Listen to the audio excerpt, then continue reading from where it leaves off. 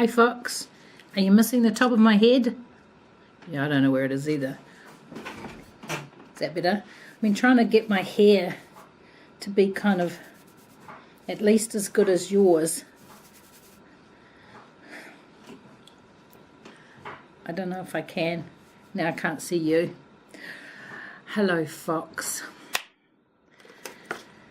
I am a little bit tired still. I spent a week down in Wellington at Webstock, and I attended 3 workshops and had the 2-day conference, and I loved it. This is my card. They were all pink and beautiful this year. It was great. The 3 workshops I did, I chose the first 2 on the people who were giving them. I don't really care what they were talking about. As it turned out, they were talking about interesting things, but that was actually beside the point. So I did the design thinking all-day workshop with Andy Budd, and I went to see him because we saw him when we were in South by Southwest. That's good enough for me.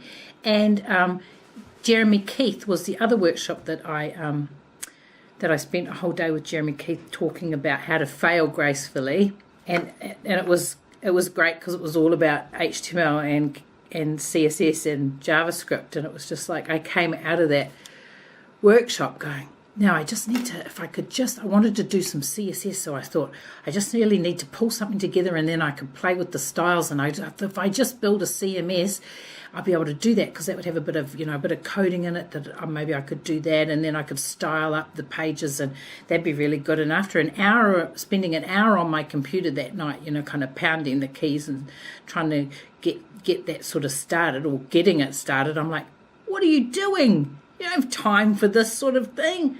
So I stopped. But he got me all fired up, so he was really good. And they're both from a company called Clear Left in the UK. I don't know if you know that, but they are. And the third workshop I did on the Wednesday afternoon was about giving and receiving feedback. I think I was the only non-managerial person in the workshop, but I think that I picked up some hints and tips and tricks and things like that that I sorely need. Those 3 workshops are really good. And then some of the speakers at Webstock, sorry, I've got notes and things here so that I remember what to tell you. And I just thought that I would look at my lanyard, because that's got the program on it, and sort of what jumps out at me. And one of the good talks was on the Thursday, on the first day, from Scott Hanselman, and the title of his talk was Solving Diabetes with an Open Source Artificial Pancreas, and that was really interesting. He and many people like him with diabetes work very hard using boards like Arduino and Raspberry Pi and Edison boards, and downloading their data from proprietary blood testing mechanisms. And he was actually wearing this thing.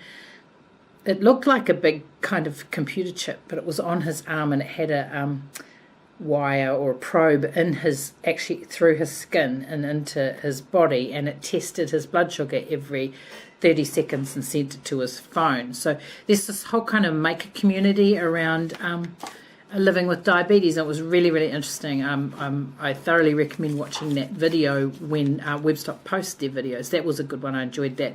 Another one was from Nat Dudley.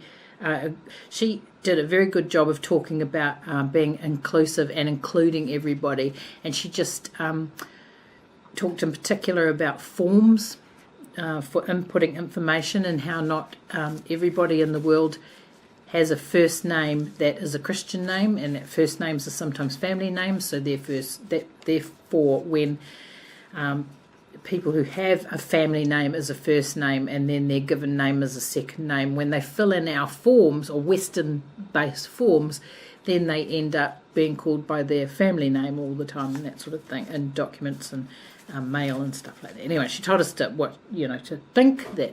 think about people who don't live in the Western world, please. And that was very good. It was like, oh, of course, idiots. That's me, not her. She was very kind. Every speaker was a fantastic speaker. One One speaker that I thought I'd give you just a tiny bit of information, not about, but what she said, is a woman called Haley Van Dyke. And she was the only person left from the Obama, what do you call them? You know, when Trump came in and he just like got rid of all the Obama people who worked under Obama and put his own people in. I don't know, there's a word for that, but I've forgotten it. Well, that he kept her, and so she felt really bad about, you know, being the only person kept on. But she knew how hard they'd worked in the government service on the web, and so she continued working even though she doesn't agree with a lot of what he says. But she did say that $96 billion had been spent on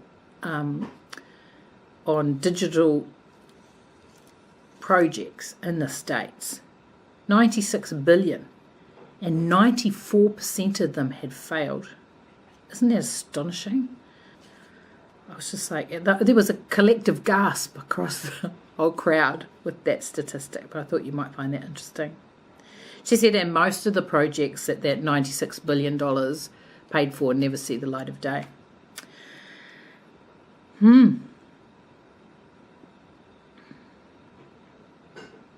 Right, so that was Webstock. It was great. It's always just so great. And, you know, I spent a week down there. It was very humid in Wellington, so I didn't sleep much, so I'm a bit tired. I'm getting a little bit better, but I'm having a bit of trouble catching up with my sleep. So the second interesting thing, and I may have mentioned this in another video to you, but it's completely official now. Our new team, as part of our restructure, our digital engagement team, has formed. We have a manager. There's 3 of us in the team, the manager and me and another person, and I am now officially the digital content publisher for the University of Auckland. Yay! It's good. I don't really know what I'm going to be doing, but I'm excited because I know that I'm going to at least be doing what I've been doing, and that's been a great job. And we're going to, you know, do even better than we're doing. It's just like the green pastures out there, green pastures. But I thought I'd let you know that that's all thumbs up and going well.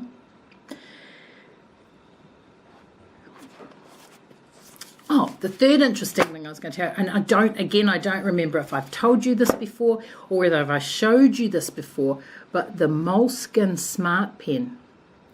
Have I showed you that before?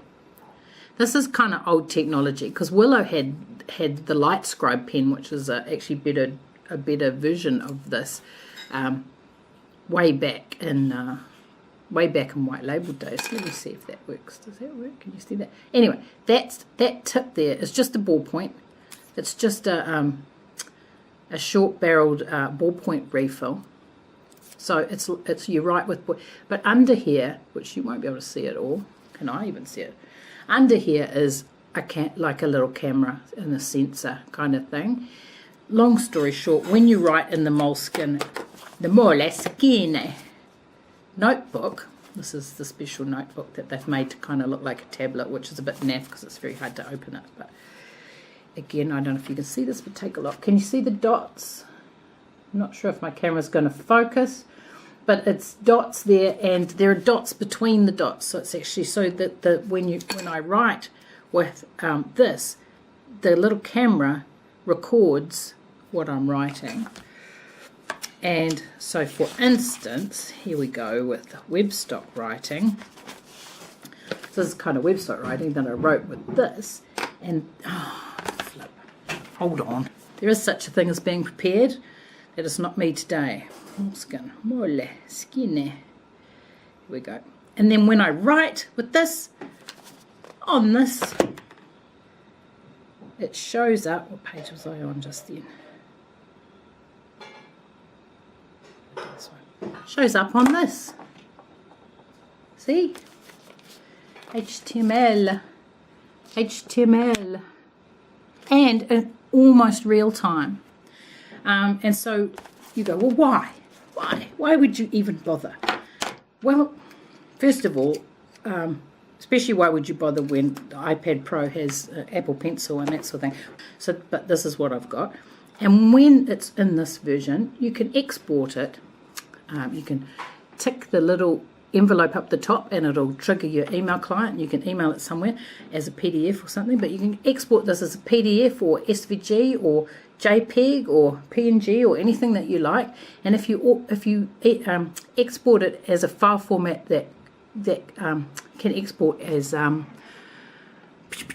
with layers like a PDF would or a SVG would, you can then import it into Illustrator, and then you've got the layers. So you can get rid of the dot layer, which you can see in that, but you can get rid of that. All of a sudden you've got vector shapes on a white background, and you can do all sorts of things with it. Apparently haven't done anything with it yet, but I did have a play in Illustrator. But it was a way I was trying to find to get my sketch notes easily into a vector form, and this is an easy way for me to get my sketch notes into a vector form. So that's the Moleskine smart pen system, which I'm enjoying. And I enjoyed it at Webstock, and it was really cool because in the auditorium they kept the lights up the whole time. They didn't dim it, and it was great. So I was able to use it, and my pen was able to work. My fourth interesting thing today, really fast, because I've got to go and eat dinner and I'm starting to get hot again because it's so humid here, is that this is the 50th video on this channel. 50 videos. It does include 2 art project videos. That's 48 V letters,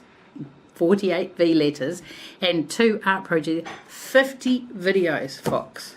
We have done 50 videos. Isn't that incredible? Such a lot of work, because each one is a lot of work, right? To fit into our lives and around our lives, and before dinner, and I'm running late. It's Tuesday and I'm perspiring, and but well done us. Let's keep going. Here's for another 50. Woo. Sorry I didn't get the information about drawing a shoe into the last video, but I see by the fact that you're drawing shoes or practicing or starting that you did get the memo, so well done. Okay, I love you. Bye. I love you. Bye. I love you. Bye. I love you. Bye. I love you. Bye. I love you. Bye. I love you. Bye. I love my pen. I love my phone. I love my fox. And bye. That was dumb. I shouldn't write songs. Should I? See ya.